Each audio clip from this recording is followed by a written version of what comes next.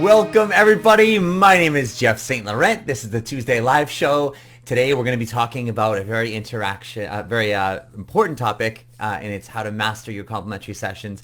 This is a rather large topic, and for what it's worth, I'm going to go into this with detail, but just to give you some philosophies and some ideas on what we're looking to accomplish in the complimentary session.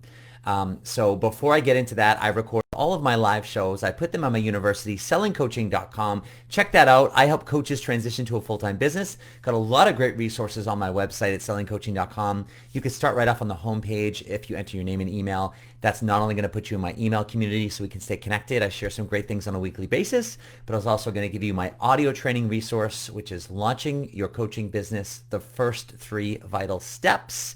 Also down below in the description, wherever you're watching this live or the recording of this, there's more information about my 5-month GoPro Elite group mentor coaching program.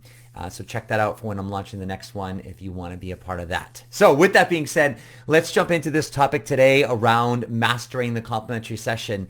Now, this is a topic that I could talk about literally for hours.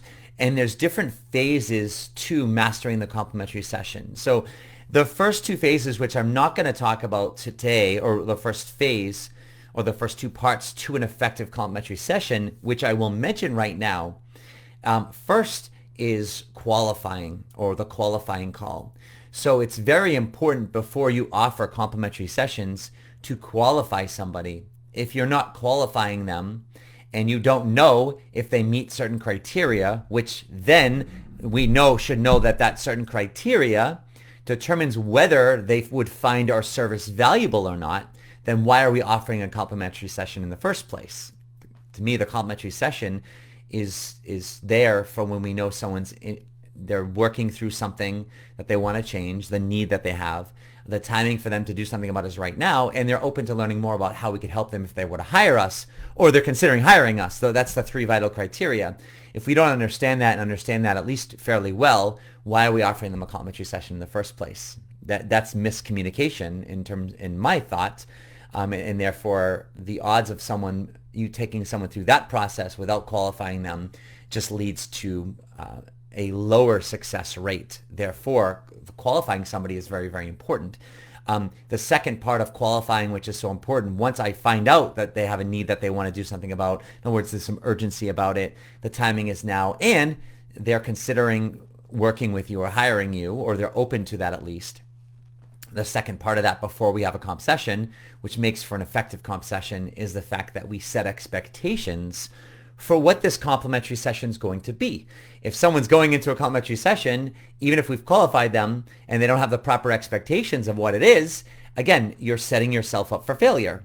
So setting up proper expectations, real briefly, is now we say something like, hey, listen, it's clear that you want to go after, X, Y, or Z. You want to make these changes in your life, and you're clearly motivated, and you want to do something about that right now.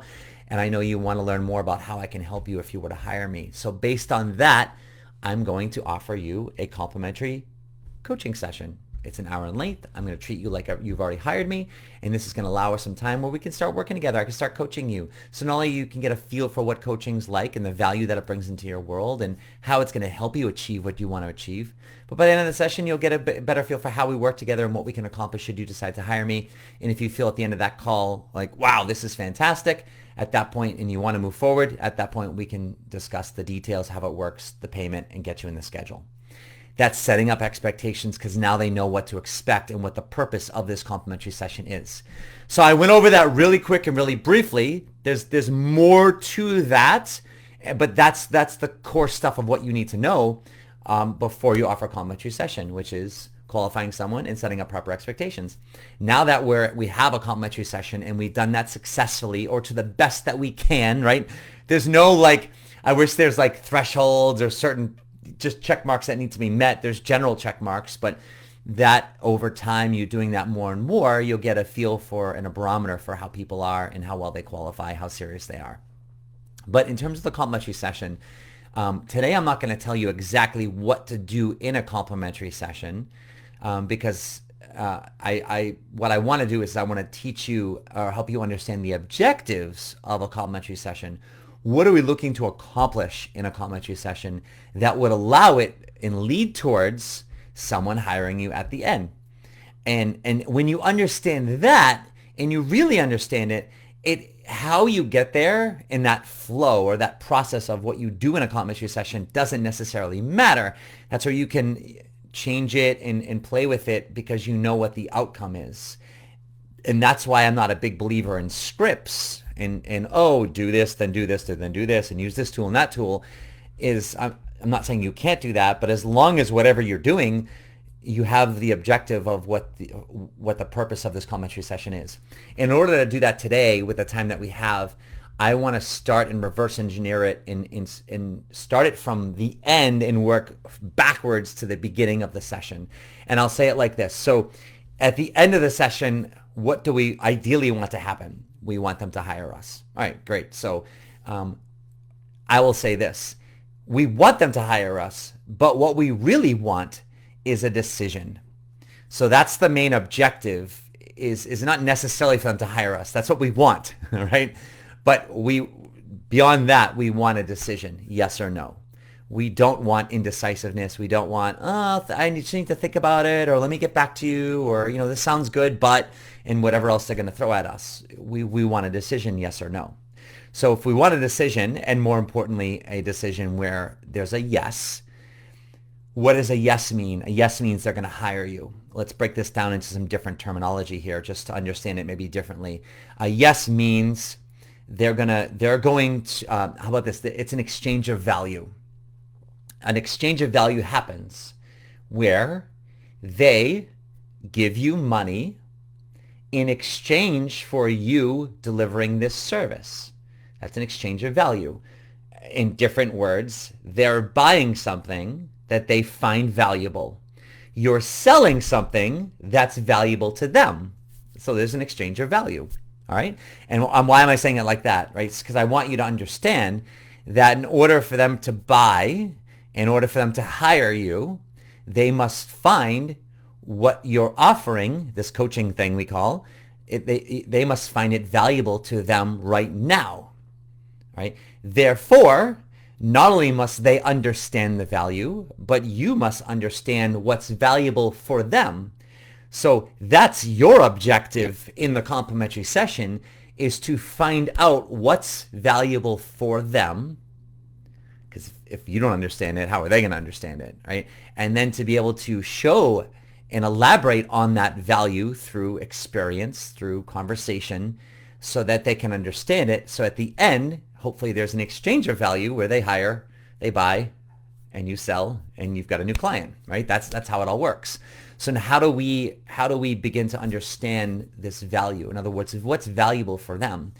Because most likely they've done this on their own. They've tried whatever they're looking to do on their own. Maybe they haven't, but most people, right? Or if it's on their mind right now, they've thought about doing it on their own.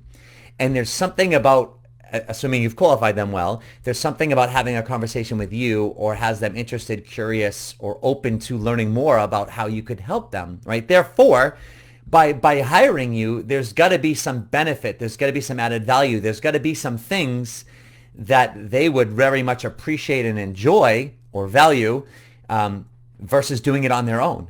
That's what we've got to find out. And so some questions we can start to ask, and these aren't questions, you can write these down. You don't need to ask these questions, but I could ask a bunch of different questions right now off the top of my head. Why? Because not because they're scripted questions, but because I understand what I'm looking for, what my objective is, and that is I've got to understand what's the value for this person in me working with them, where they'd want to exchange whatever I'm asking for in return.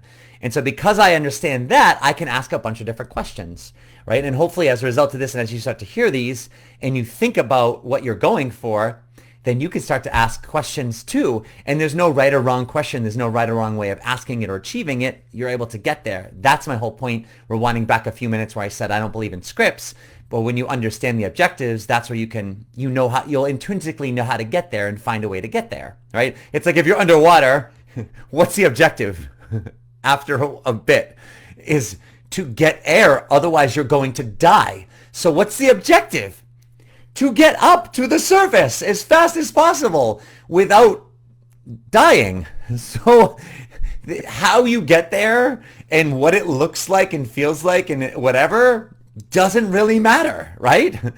You've got to get there or you're not successful.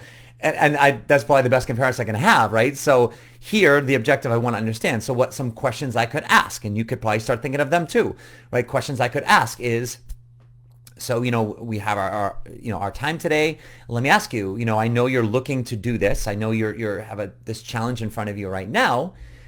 It sounds like you've been doing this on your own right now. What's your motivation for talking to someone like me, right? So something simple. What are you looking for in terms of help that might be valuable for you? If we were to work together, what do you see as a result of our conversations? What are you hoping for to see as a result? What are you hoping to see in terms of some tangible results? How are you hoping to feel as a result of our conversation? What is it that can happen with our time, with our work over the next 3 months that you might find valuable? Right? And I'm just asking this a bunch of different ways. These aren't pre-scripted questions some I've even asked before, right? I'm just kind of coming up with them as I'm going through here because I'm understanding what am I looking for as I'm looking to understand what's valuable for them. What I found has been valuable for people. I mean, I've put in over 15,000 coaching hours over the last 17 years and I'm not stopping there, right? So, and mostly one-on-one and definitely many in groups. But in understanding this, what I found has been valuable for people, especially with my life coaching days, my life coaching hours of coaching, is obviously accountability. But what does accountability mean to them, right? So accountability could just mean, having weekly check-ins with somebody, someone showing up.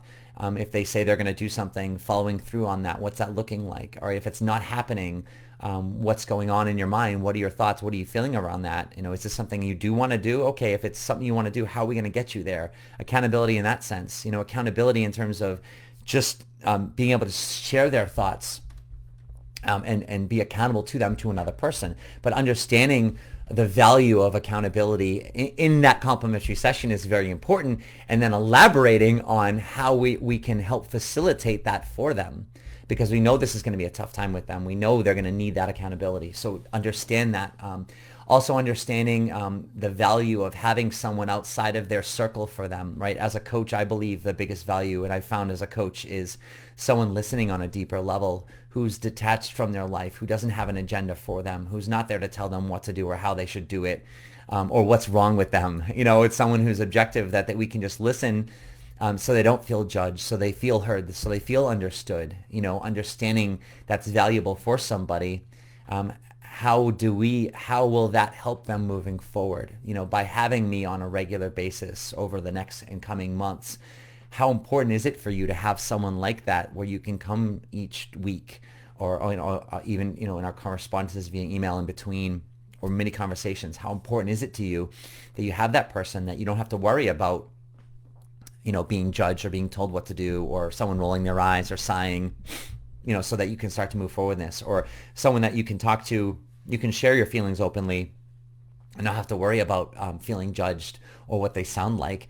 So you can get out truly how you feel, so we can break that down, get some more clarity, and continue that momentum, right? These are things that are valuable for people. These are things that all lead to people buying in the end. And that's ultimately what we're going for, like I said, is that objective. Now, how you get there, how you start to ask these questions is very important. And then also what I'd say is going back to our objectives is, we're selling something. And I said our job is to understand what the value is and then to show them that value.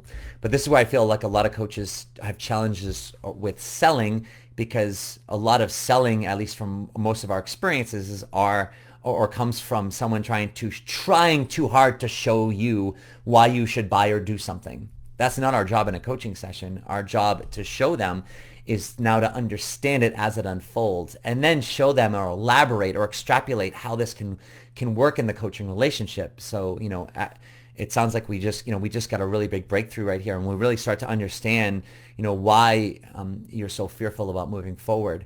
Moving forward, assuming you move forward and hire me, or assuming, you decide to hire me as your coach, one of the things I really want to be doing with you more of is taking this understanding and remembering what's going on with this fear, and seeing as we look into different areas of life as you're moving forward. I'm really going to help you, identify when this is happening, help you reframe this in those given moments so you can work specifically on your conversations, on your boundaries, on your whatever. And so now I'm showing them how this can work as we do more work together. That's what I mean by that. Those are very important aspects of the coaching, the complimentary session. So now the person can start to see where this relationship can go moving forward and start to better understand the value of it for them. That's what I wanted to share in a nutshell. I know I shared a lot in a compact amount of time. And so if you listen to this on a repetitive basis, obviously, if you're watching this live, I put them in my university at sellingcoaching.com. But listening to these things on a repetitive basis, obviously, when it's actually happening to you, when I work with my mentor coaching clients, my one-on-one in groups, this is what I'm actually teaching them, but not in theory like here. This is in theory. It's applied theory because I've done it before and it works. But more of like I'm doing it with them while it's happening. That's the best time to actually learn this, is listen to it repetitively, anytime you can. So then when it's actually happening, you'll be surprised at how it starts to unfold and extracts into your actual real conversations. So anyways, hopefully this has been helpful for you. Good luck with this. Please reach out if you have any questions around this. Go to sellingcoaching.com and the contact page. I'm here to help. As I said, I help coaches transition to full-time business. But until next week, we got more on the way. Go qualify some people, create some conversations so you can get practice with this complimentary session.